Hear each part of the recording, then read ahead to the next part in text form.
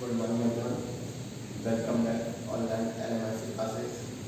आज हम कक्षा 12 की physics part first unit second start करेंगे। यूनिट स्टार्ट करने से पहले मैं आपको बता दूँ कि ज़्यादातर बच्चों की ये समस्या आ रही है कि उनको वीडियो का कोई भी नोटिफिकेशन नहीं मिल पा रहा है। तो मैं आपको बता दूँ कि नोटिफिकेशन पाने के लिए आप स्कूल के यूट्यूब चैनल को सब्सक्राइब करें और उसके बगल में जो घंटी है उसको भी दबाएं, ठीक है, ताकि आपको आने वाले हर वीडियो का नोटिफिकेशन मिल सके। ओके, तो स्टार्ट करते हैं सेकंड यूनिट, जिसका नाम है विद्युत विभव तथा संधारण। सेकंड यूनिट जिसका नाम है विद्युत विभव तथा संधारण, इंग्लिश में बोलते हैं इसको इलेक्ट्रिक पोटेंशियल एंड कैपेसिटेंस। ठीक है, तो मैं आपको बता दूं कि सेकंड यूनिट पे जाने से पहले ऐसा नहीं है कि सेकंड यूनिट अलग है और फर्स्ट यूनिट अलग है, दोनों ही यूनिट है। और पूरी फिजिक्स में जो यूनिट है वो अलग अलग नहीं है, एक यूनिट दूसरे यूनिट से लिंक है, मतलब हर चैप्टर एक पिछले वाले चैप्टर से लिंक है। ठीक है, तो हमने फर्स्ट यूनिट में पढ़ा था कि कोई विद्युत क्षेत्र है, विद्युत क्षेत्र में कोई रखा हुआ आवेश उस क्षेत्र में जितना फोर्स एक्सर्ट कर रहा है कोई आवेश, उस पर कितना फोर्स लग रहा है ये वो ऑब्जर्व कर रहा था। ये हमने फर्स्ट यूनिट में पढ़ा था। फर्स्ट यूनिट में मैं आपको फिर बार बता दूं कि आपने क्या क्या पढ़ा फर्स्ट यूनिट में। सबसे पहले हमने पढ़ा कि आवेश क्या होता है, ठीक है, आवेश के बारे में हमने जाना, फिर उसको समझा कि कैसे कैसे जो इलेक्ट्रॉन है वो किस टाइप से फ्लो करते हैं। ठीक है, और सबसे मेन था उसमें यह था कि मान लो किसी आवेश के कारण कोई विद्युत क्षेत्र है और उस क्षेत्र में अगर कोई दूसरा आवेश आ जाता है तो उस पर कितना फोर्स लगता है उस विद्युत क्षेत्र के कारण। ठीक है, तो हमें ये फर्स्ट में पढ़ा था। फर्स्ट यूनिट हमारी यूनिट कंप्लीट हो गई थी। जैसे फर्स्ट यूनिट में हमने पढ़ा था कि मान लो कि ये कोई क्यू है, ठीक है, और इसकी क्या है, ये सब विद्युत रेखा है। ठीक है, और ये इसका क्या है, विद्युत क्षेत्र है। अगर इस क्षेत्र में कोई क्यू नॉट आवेश आ जाता है तो उस पर कितना फोर्स, ये वाली रेखा कितना फोर्स लगा है उसके ऊपर। ठीक है, ये वाली रेखा कितना फोर्स लगा रही है उसके ऊपर, ये हमने फर्स्ट यूनिट पढ़ा था। तो हमने पढ़ा था कि विद्युत क्षेत्र और फोर्स अपॉन क्यू नॉट, हमने ये पढ़ा था। ठीक है, कि इस आवेश के कारण ये जो विद्युत क्षेत्र है उसमें कोई दूसरा आवेश रखा क्यू नॉट, उस पर कितना फोर्स एक्सर्ट कर रहा है ये वाला आवेश। ठीक है, ये हमने फर्स्ट यूनिट में पढ़ा था। अब इसके आगे क्या, और इस पर हमने बहुत सारे डेरिवेशन भी किए थे, बहुत सारे फॉर्मूले भी किए थे, वो फर्स्ट यूनिट में ठीक था। अब हमारे पास इस आवेश के कारण ये विद्युत क्षेत्र की रेखा है, फोर्स भी आ रहा है। अब इसके आगे गया, ठीक है, अब इसके आगे करना है हमें ये विद्युत विभव तथा संधारण, जो कि हमारी सेकंड यूनिट है। ठीक है, तो मैं इसको रख कर देता हूँ, आप फर्स्ट टाइम डाल दें। पहली बात तो यूनिट का नाम है विद्युत विभव तथा संधारण, इसको हम जानेंगे। ठीक है, और आप हेड डालें, इसको मैं रख कर देता हूँ।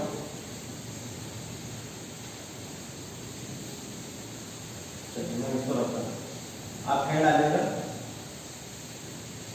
कंसेप्ट ऑफ कंजर्वेशन नेचर, संरक्षण प्रकृति की अवधारणा।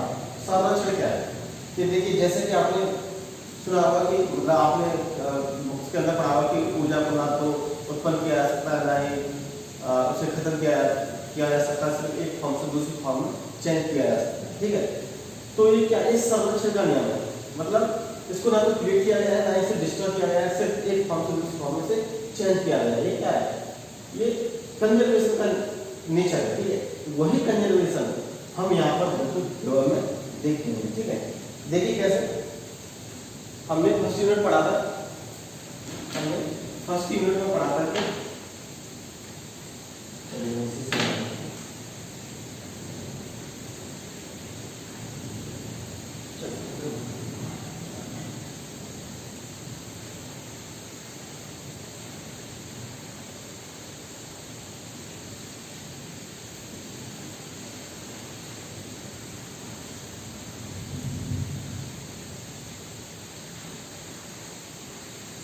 ठीक है, मान लो यहाँ पर कोई क्या रहता है, एक कोई आवेश रहता है। ठीक है, अब इस आवेश के कारण क्या है, जो यहाँ पे आवेश रखा है इस पॉइंट पर और ठीक है, इसके कारण क्या है कि विद्युत क्षेत्र इधर भी निकल रहा होगा, इधर भी निकल रहा होगा। ठीक है, इधर भी निकल रहा होगा, ये सब क्या है, विद्युत क्षेत्र की रेखा है। ठीक है, इस टाइप से इधर भी कुछ निकल रहा होगा, मतलब इस आवेश के कारण ये विद्युत क्षेत्र की तीव्रता है, विद्युत क्षेत्र की तीव्रता की रेखा है, विद्युत क्षेत्र की क्या है ये रेखा है, ठीक है।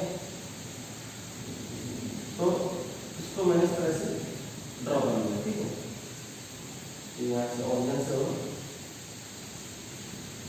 फिर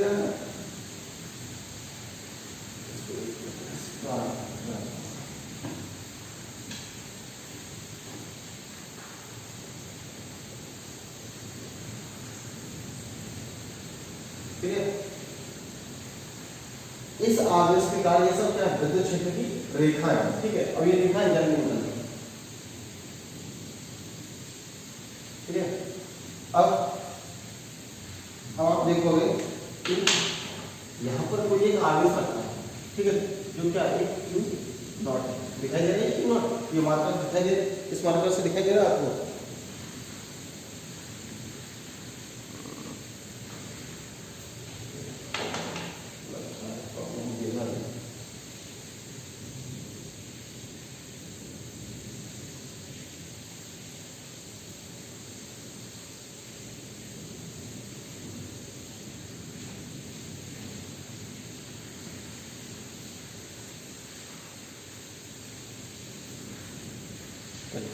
ठीक है, यहाँ तक कोई दिक्कत नहीं होगी।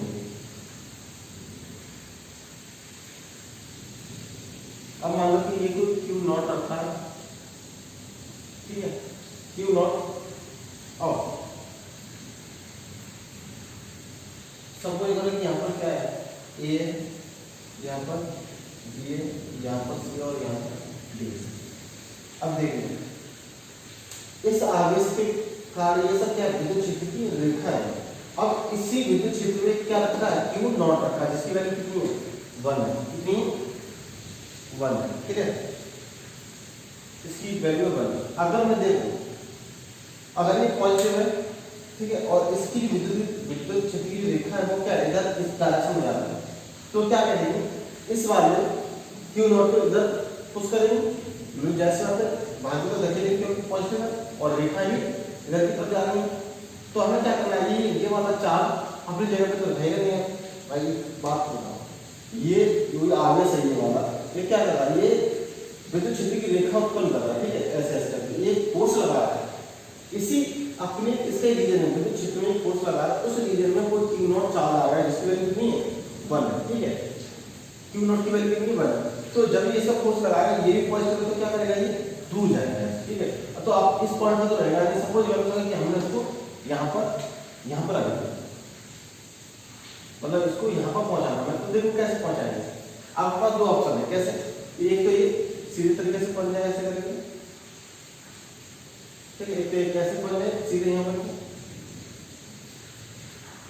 दूसरा ऑप्शन क्या है, ये पहले ऐसे जाए फिर ये ऐसे। तीसरा ऑप्शन क्या है, ये ऐसे जाए और फिर ये ऐसे, ठीक है। अब देखिए कंजर्वेशन नेचर में ये कहता है कि कोई भी चीज मतलब कोई भी आवेश से कोई भी बल डायरेक्शन पर डिपेंड नहीं करता है, सिर्फ वो इनिशियल पोजीशन और फाइनल पोजीशन पर डिपेंड करता है। मतलब कि ऐसा नहीं है कि उसको ऐसे जाना हो कैसे या फिर ऐसे जाना हो, उससे मतलब नहीं है, उससे सिर्फ ये मतलब है कि उसे इनिशियल पोजीशन से फाइनल पोजीशन की तरफ जाना, वो कैसे भी जा सकता है, ठीक है। अब देखिए कैसे कैसे है, सपोज करो कि ये ऑरिजिन था और यहाँ से देखिए यहाँ तक की डिस्टेंस कितनी है R A, क्लियर, यहाँ से लेके यहाँ तक, और इस पॉइंट D तक कितनी है R D,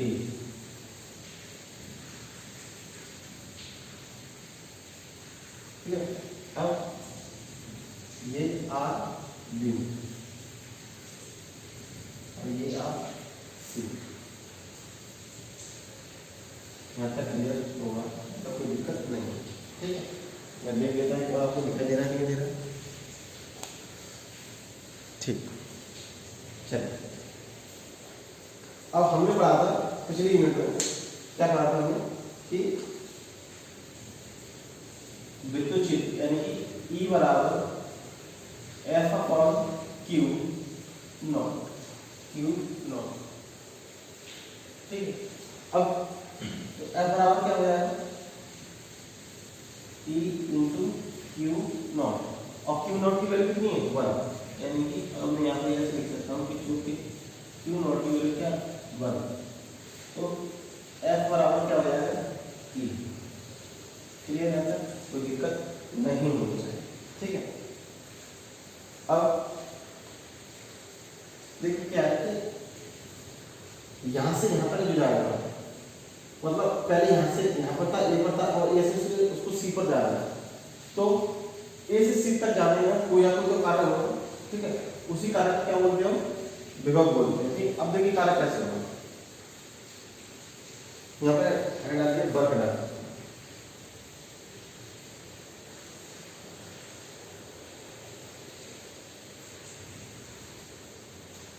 वर्क डन बराबर क्या होता है,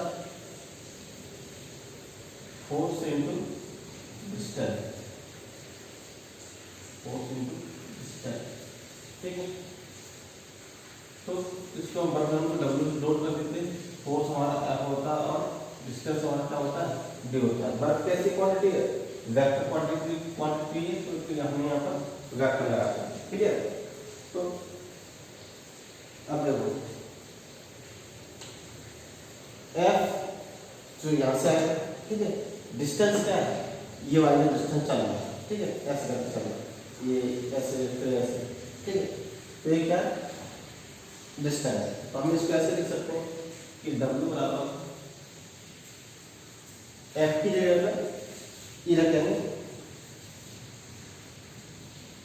ये भी क्या वेक्टर क्वांटिटी यानी कि विद्युत क्षेत्र की तीव्रता, और ये क्या dr। ठीक है, ये स्मॉल डिस्टेंस, छोटी डिस्टेंस की बात है, ज़्यादा कोई दिक्कत नहीं है। क्लियर, अच्छा, जब यहाँ पर स्मॉल dr छोटे डिस्टेंस की बात होगी, तो छोटे w की, छोटे वर्क डन की भी बात होगी। ठीक है, अब हम इस पर इंटीग्रेशन लगा देंगे,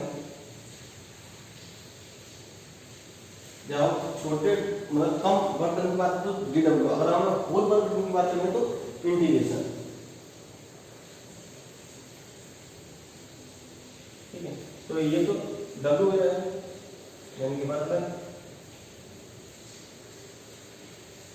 और जैसे हम यहाँ से वेक्टर हटाएंगे, जैसे हम यहाँ से वेक्टर हटाएंगे तो क्या आ जाएगा, cos थीटा, और ये क्या है, ये इंटीग्रेशन है। ठीक है,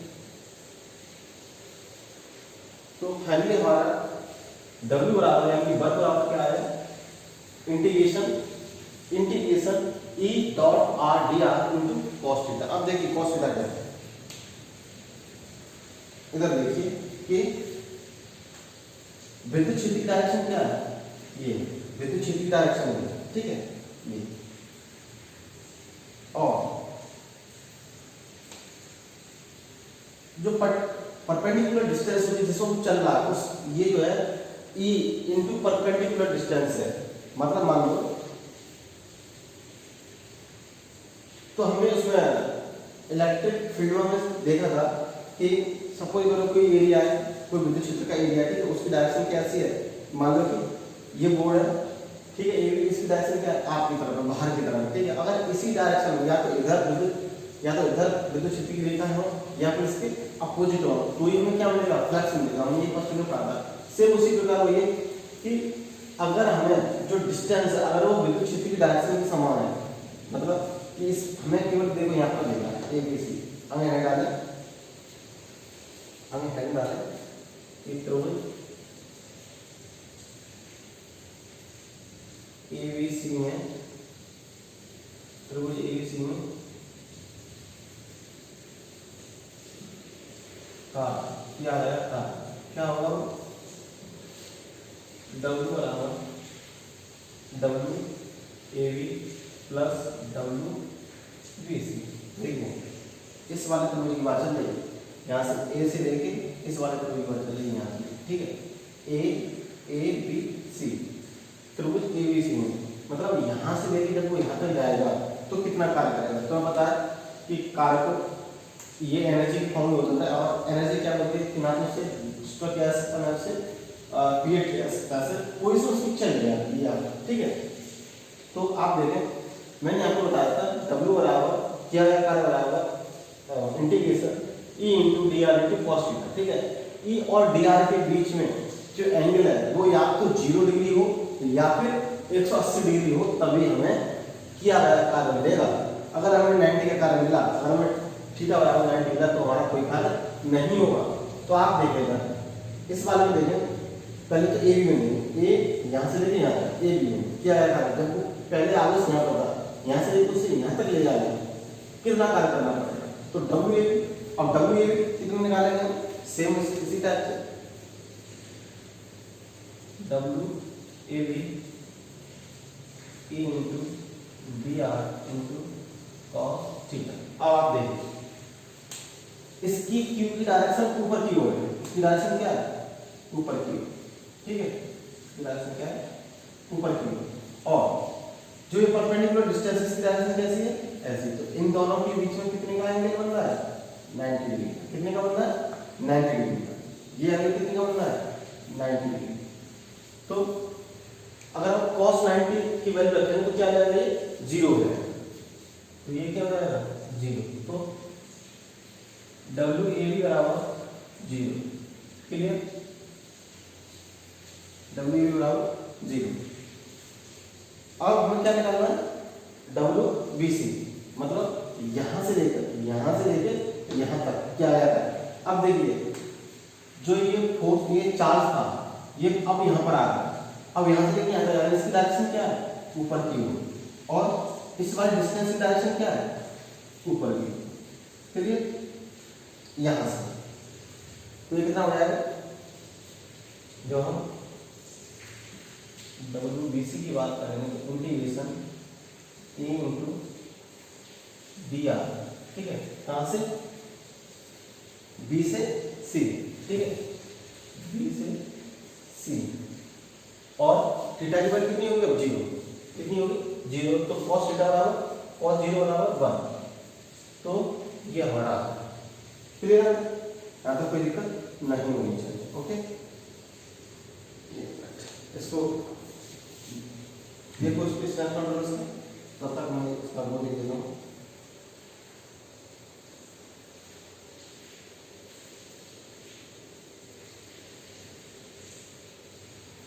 ठीक है, यहाँ तक कोई दिक्कत नहीं होनी चाहिए।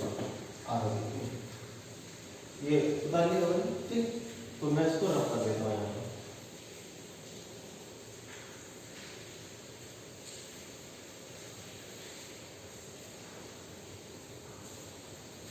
तो हमने निकाल लिया था कि त्रिभुज ए बी सी में डब्ल्यू बराबर W A B plus W B C. जो ये मैं आपको डेरिवेशन करा रहा हूँ, ये तुम्हारी किताबों में नहीं दिया हुआ। तुम्हारी जो किताब है एनसीईआरटी में, उसमें सीधे विद्युत विभव का फॉर्मूला दे दिया, ठीक है। तो मैं आपको अभी चैप्टर स्टार्ट नहीं हुआ है, अभी चैप्टर स्टार्ट नहीं है, उसका सिर्फ बेस बन रहा है। मतलब कि यहाँ से चीजें आती हैं, यहाँ से कंसेप्ट करना होता है। अगर ये आपने छोड़ दिया तो पूरी जो यूनिट सेकंड समझ में नहीं आएगी, ठीक है। तो हमने इसकी वैल्यू निकाली थी 0, इसकी वैल्यू हमने निकाली थी। अगर हम टोटल इसकी वैल्यू क्या थी, डब्ल्यू बी सी की वैल्यू क्या थी, ठीक, ये थी बी से लेके सी तक ई इंटू डी आर, ठीक है ना। तो अगर हम इसी इंटीग्रेशन ई की वैल्यू क्या होती है, ई की वैल्यू हमने पढ़ी है, क्योंकि ई बराबर क्या होता है, ई बराबर क्यू इंटू क्यू के इंटू क्यू आर स्क्वायर, ठीक है। तो इस जगह रखेंगे v इंटू सी, ई बराबर Q K Q upon R square into D R, ठीक है। तो इसको सॉल्व करेंगे तो ये हमारा क्या कांस्टेंट है, ये वाली चीज कांस्टेंट है, दिखाई देगा, ये वाली चीज कांस्टेंट है, ये बाहर निकाल दो तो क्या हो जाएगा, ए क्यू। इंटीग्रेशन आप सॉल्व करने जानते हो क्योंकि आपने फर्स्ट ईयर में पढ़ा होगा इंटीग्रेशन को, बी सी ए क्यू, ये माइनस बाहर आएगा 1/r,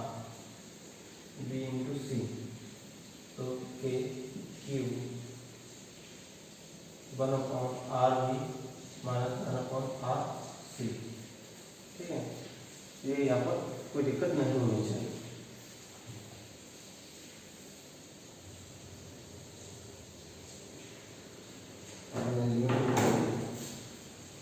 ये हो सकता है कि पहले ऊपर वाली लिखी जाती है फिर नीचे वाली लिखी जाती है, तो आर सी और आर बी।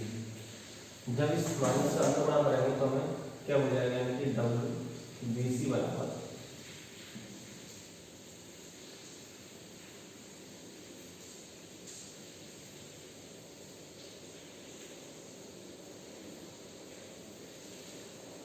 ठीक है, कोई दिक्कत नहीं होगी। अब देखिए डब्ल्यू ए बी यानी कि यहाँ से लेके यहाँ तक क्या आकार कितना 0, क्योंकि इन दोनों के बीच में कितना क्या एंगल बना है 90 का, तो cos 90 0। अब बी से सीधा जाने में क्या कितने एंगल बना 0 का, क्योंकि की की डायरेक्शन फोर्स की डायरेक्शन आवेश की डायरेक्शन धरी है और विद्युत क्षेत्र की रेखाओं की डायरेक्शन भी धरी है, दोनों की डायरेक्शन क्या है, तो उस कंडीशन में क्या है कि हमें यहाँ पर कार्य मिलेगा। तो जब हम इसको सॉल्व करेंगे तो हमें डब्ल्यू बी सी बराबर रखना है। अब देखिए अब आगे देखिए कि सेम जितना कार्य हमें यहाँ पर मिला था उतना कार्य हमें यहाँ पर, क्योंकि इन दोनों की डिस्टेंस क्या है सेम है, तो यानी कि हम कह सकते हैं कि क्यू डब्ल्यू क्या होगा उसको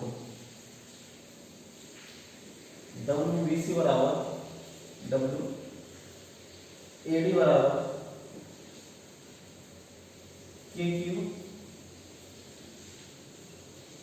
आर ए माइनस का आर डी।